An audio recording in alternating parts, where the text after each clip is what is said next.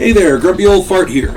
Due to YouTube's changing quote-unquote community standards, I created a channel called Grumpy Old Fart over on Rumble, a free speech alternative to YouTube. You can see all of my stuff over there, including my political and social commentary, as well as my current events videos. The links to my YouTube and Rumble channels, as well as links to let you order my books, are in the description of this video. If you enjoy my content, please like, share, subscribe, and comment. I welcome your comments, even if you disagree with me. Now, on with the video. Hey there, Grumpy Old Fart here. I'm doing a Recon, the role-playing game advice video on some of the house rules that I use for combat. Combat house rules. I had a subscriber request this specifically, so here we go. And keep your requests coming. I'll try to answer them if I can. I have found that many of the firearm rules in Recon are just weird. Some of them simply make no sense. Now, just for frame of reference, I use the Deluxe Revised Recon Rulebook from 1999. So if you're not using that one, this may not apply to you, because I don't have the later versions. The hand-to-hand, bayonet, knife fighting, knife throwing, and garrote rules are fine. We use them and they are great. The firearms rules tend to bog down gameplay and are unrealistic because, for example, on page 32, the mission director can call for a, quote, weapons check, which forces the player characters to make an alertness roll to see if their weapons are okay.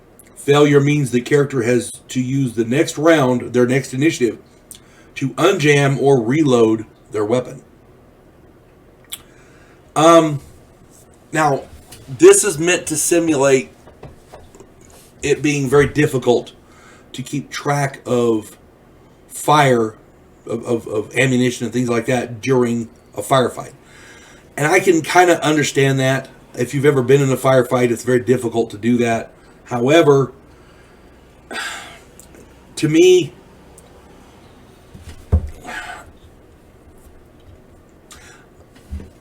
it shouldn't fall to a game master's whim, any game master, for bad luck to happen to a character. That, to me, has connotations of picking winners and losers. I don't like that.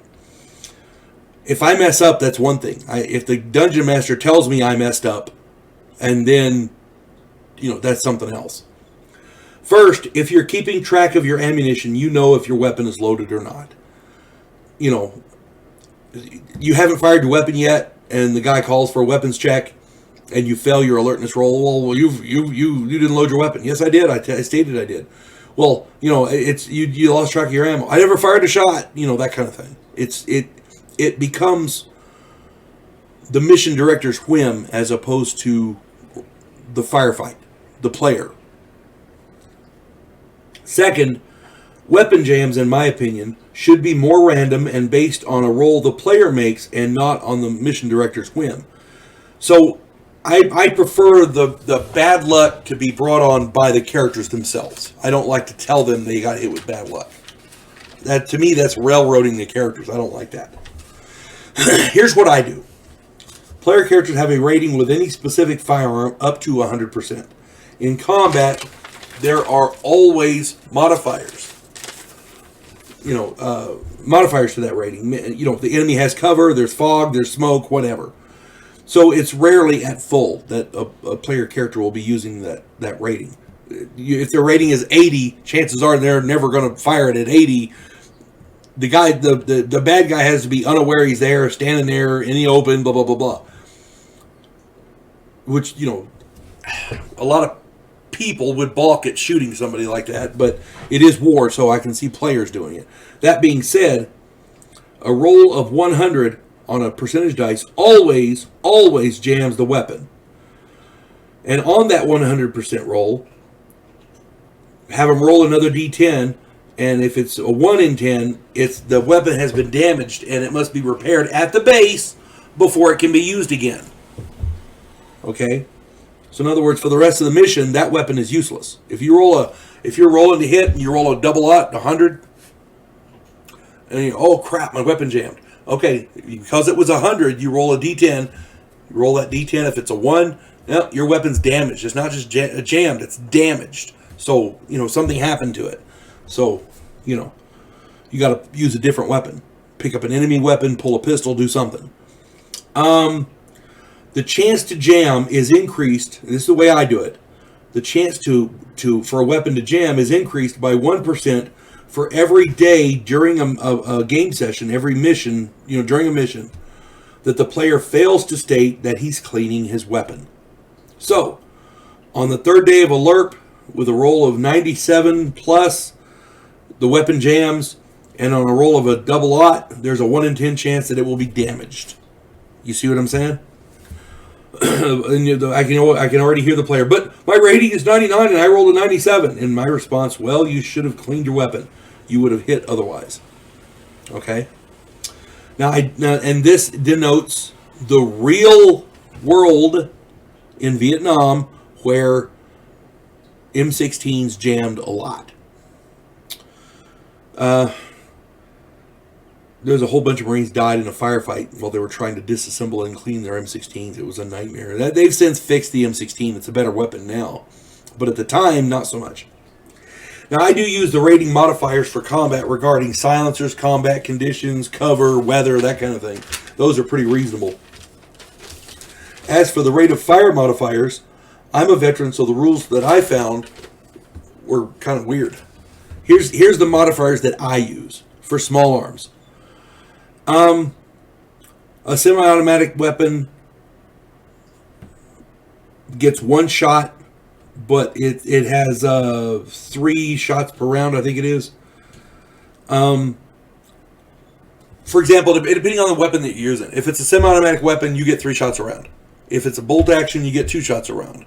If it's if you go full auto, then we're getting into some other stuff here, because it is a fully automatic weapon. If it's a rifle, an assault rifle, for example, you get 5 shots a round. If it's a machine gun, you get 7 shots a round. If you're a pigman using an M60, you get 10 shots a round, because it's like a specialty. Now, for each shot, here we go. I use semi-automatic, you get 1 round. And there's no modifier, and you do normal damage. For a 3-round burst, you fire 3 rounds out of your magazine. There's a plus 5% modifier, and you do double damage. That denotes for every time you pull the trigger, you're firing 3 rounds. And M16s in Vietnam had that capacity. You could fire a 3-round burst. You could opt to put it on full auto and fire a 5 or a 10 or a 5 or a 10 round burst, meaning you fired that many rounds.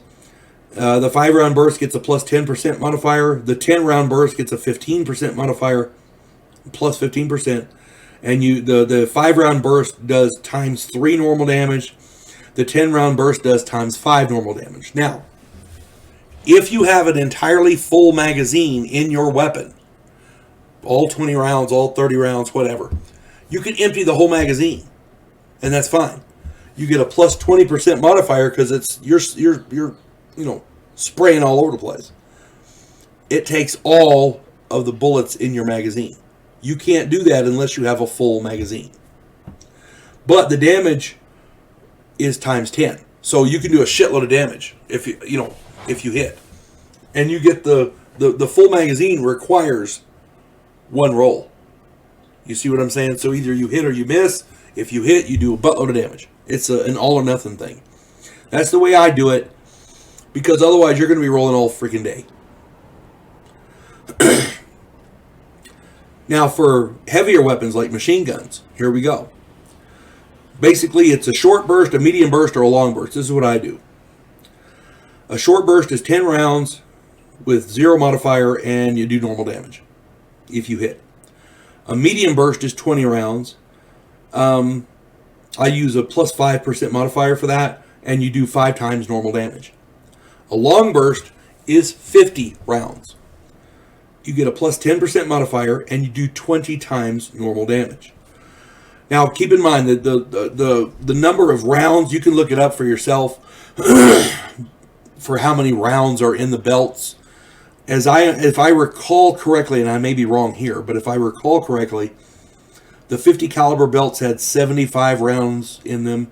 The light machine gun belts, like the M60 for example, had 100 rounds. If I'm not mistaken, the 30 round belts, or the 30 caliber machine guns, had 250 round belts, if I'm not mistaken. Now I may be wrong about that, so don't quote me on that. But now, keep in mind, each one of these bursts that I'm talking about is per shot. So if you're using a heavy machine gun, you only get 7 shots, but you can fire 7 bursts of various types. If you're using a semi-automatic rifle or an assault rifle, you can get 5 shots, but you can fire 5 round bursts and fire 25 rounds. You see what I'm saying? Now, another thing you got to be aware of, the M16s in Vietnam, you can get either 20 or 30 round magazines. Most units were issued 20 round magazines, and you had to specifically, either your intel officer or your lieutenant or your sergeant had to request 30 round magazines. If you can get them to do that, that's fine. But as I understand it, they were handing those 30 round magazines out with eyedroppers. they were not common. Most of the time, you're getting stuck with 20 round magazines. Now, in a firefight, there's something else y'all need to be aware of. The rate of fire for an M16 or an AK-47 is about 600 rounds a minute. That means a 20 round magazine for an M16 is about 2 seconds of fire. Okay, so keep that in mind.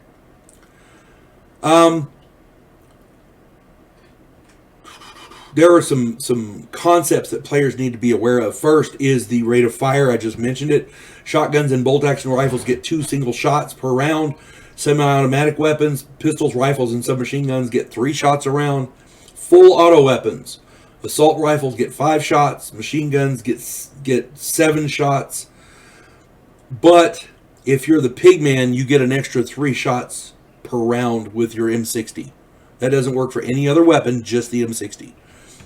And that's a good thing. These rates or rounds seem weird. Just remember that the rules also apply to the bad guys too. All the stuff I'm telling you, I always let the bad guys do that as well. So it's fair for both sides. I'm not giving the players an inordinate amount of advantage. The second is fire superiority. Fire superiority means you are putting out more weapons fired than the enemy. The enemy is more worried about avoiding damage than dealing damage. If you can keep their heads down, they're not shooting at you. You see what I'm saying? That's fire superiority. The third is cover and concealment. Cover protects you from enemy fire. Concealment prevents you from being seen by the enemy. The best position gives you both, but you're not always going to have both. You can either, in a jungle situation, chances are you're either getting cover or concealment. It's rare that you're getting both. A prepared position, like for example, a foxhole, is camouflage. So not only does it give you cover from incoming fire, but it also makes it hard for the enemy to see you. You have cover and concealment because it's a prepared position. Unprepared position means you're walking along, somebody starts shooting at you, you jump behind the nearest log, or you jump into the trees or whatever. It's an unprepared position. You're either going to get cover or concealment, sometimes both, but rarely.